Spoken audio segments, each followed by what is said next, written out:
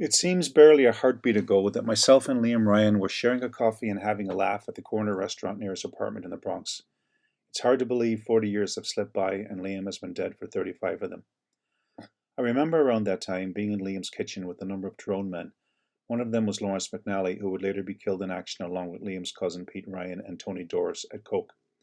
5 ordinary men in an extraordinary time.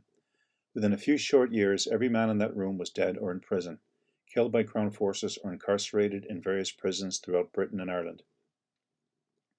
I often think of that moment when I think of Liam. Little did he or those other men know what awaited them, and yet I don't believe, had they known, they would have altered their course. When it came to Irish freedom, they clearly had what a British government official during the 1798 rebellion called an enthusiasm defying punishment. I liked Liam a lot. He was funny and down to earth and immensely generous and helpful. I often stayed with him while I was busy accumulating arms and ammunition to send home to the Irish Republican Army.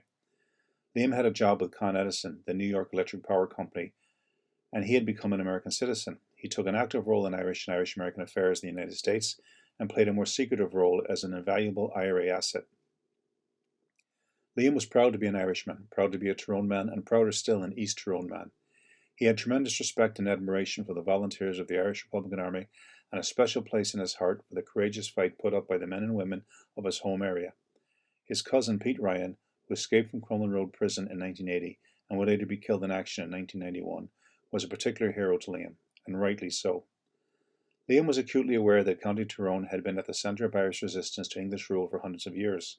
It was Tyrone man Hugh O'Neill who inflicted the heaviest defeat on an English army in Irish history when he crushed Sir Bagnall's force at the Battle of the Yellow Ford, killing up to 2,000 English soldiers, including Sir Bagnall himself. It was precisely because of the intense resistance put up by Tyrone that it was one of the areas chosen by England to be planted by loyalist settlers in an act of ethnic cleansing that formed a major part of Elizabethan counterinsurgency strategy. The plantation was designed to change the national character of Ireland, to make Ireland British, and to nurture a collaborating class of native Catholics that would one day help to keep Ireland British. Liam Ryan took great pride in the knowledge that patriots from Tyrone were prominent throughout the struggle for Irish freedom. A strong Tyrone contingent had been assembled in Coal Island to take part in the 1916 Rising, although, through no fault of their own, they were forced to stand down again due to Owen McNeill's countermanding order. One of the principal driving forces of the rebellion, Tom Clark, had been reared in Gannon from an early age. During the most recent phase of Ireland's long struggle for freedom, County Tyrone continued to play a key role. East Tyrone in particular paid a heavy price for its resistance to British rule and for its loyalty to the aims and ideals of Irish republicanism.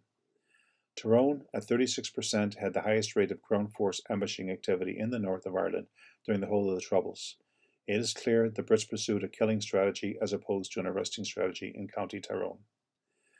The overriding strategic consideration of Crown attacks on Tyrone Republicans was to destroy any potential opposition to an internal settlement on British terms. Liam Ryan was murdered by the British state as part of their campaign to achieve that objective. It is disheartening to observe the motley assortment of pseudo-Republicans and political bluffers from near and afar who come to pay hypocritical homage at the graves of Liam Ryan and his East Tyrone comrades, while endorsing the British counterinsurgency strategy known as the Good Friday Agreement.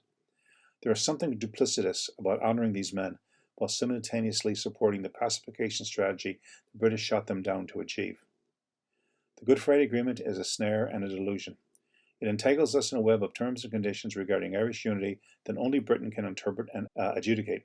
It invites the delusion that British legislation will pave the way to a national democracy within an All-Ireland Republic, a political outcome Britain has strenuously rejected and sabotaged at every opportunity and will continue to do so. Republicans who criticize Pax Britannica are often asked, what's the alternative? The alternative to the two nations shared island is the one nation republic. The alternative to embracing differences and national allegiances for the sake of peace is to end those differences for the sake of peace. A shared island means we share in Britain's analysis of the nature of the conflict as a domestic dispute between sectarian factions. According to this analysis, to achieve permanent peace, we must amicably share Ireland with the other nation in our country, that other nation in the 6 counties that is represented by the British Crown and the Crown forces. Some nationalists argue that by welcoming British royalty on Irish soil, they are reaching out to Unionists as a gesture of reconciliation. This ignores the fact that the primary reason the Crown means so much to Unionists is because it symbolizes the twin pillars of plantation Protestantism, confiscation, and sectarian supremacy. Why would anyone claiming to be an Irish Republican attempt to reconcile an Irish citizen with that? The Irish Republican Army did not risk life, limb and liberty to share this island with others, but to unite our country for all. What does it mean to be an Irish Republican? When Liam Ryan was murdered by British intelligence operatives in November 1989, we all knew what it meant. We may have articulated it differently, but IRA volunteers understood what was meant by the Republic.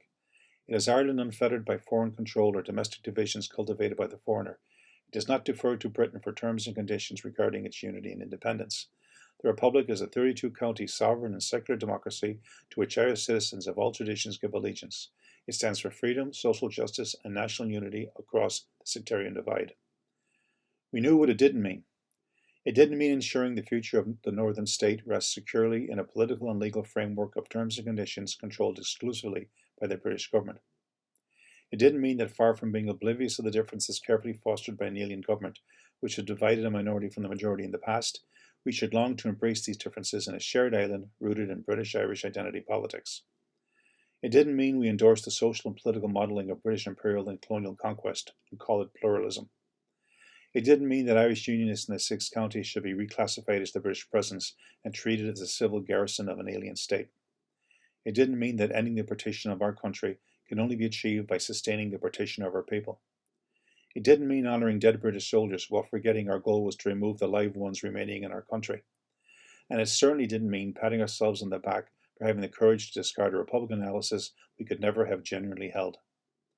Had he lived, I don't believe Liam Ryan would have had an issue with ending the armed struggle, but he would have wanted to end it by winning the war, not to end it by losing the war. The Brits play the long game.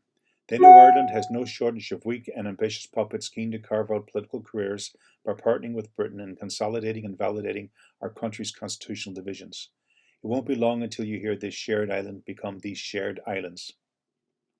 The decommissioned mindset knows that Britain rewards nationalists willing to treat Ireland as a malleable geographical fragment and punishes Republicans who regard it as an indivisible nation. These careerists have few qualms about British rule that cannot be squared with their conscience or their ambitions. They have happily settled for compromised authority and accommodation with England, falling substantially short of Irish national sovereignty. The British have taken great pains to ensure that any partition and uniting Ireland is not the same thing. Ireland cannot and will not be united on the auspices of the Good Friday Agreement because the sectarian dynamic and conflicting national allegiances are baked into it. Divisions that Britain nurtured to retain the sectarian dynamic and resulting cleavage in national loyalties as this policy of divide and rule is the key to their control in Ireland. It is designed to prevent us from developing the national cohesion required to achieve a national republic, to make us permanently susceptible to British interference in our internal affairs. The Brits have no intention of pulling a border pole and never had. In fact, they hope to drag the whole of Ireland more fully into their orbit using the honeyed concept of peace and reconciliation, while their deep state strategists openly prepare to fight their next world war from Ireland's national territory. If you don't believe me, read what the Brits are saying themselves in a publication called Closing the Back Door, published by their influential think tank Policy Exchange. Liam Ryan could not have foreseen the way that things would pan out. None of us could. Back then, our greatest ambition was to remove the British gunman from Irish politics, not to honour him. One can only imagine what Liam's reaction would be if he returned today to witness so many former friends having transitioned from Irish Republicans to UK national assets, from being the greatest threat to British rule in Ireland into the gift that keeps on giving. I can only remember that great man as he was. We certainly had some laughs together. One of the first letters I got when I entered Portlaoise prison was from Liam, written on an empty McDonald's hamburger wrapper. I can picture the mischievous grin on him while writing it. He visited myself and Pete Ryan in prison when he travelled home from New York. Liam Ryan was one man I very much looked forward to seeing again upon my release, but it was not to be. We remember you with pride and fondness on this day, Liam. We will never forget you. Calu Salva Cara, proud Irishman, friend and patriot.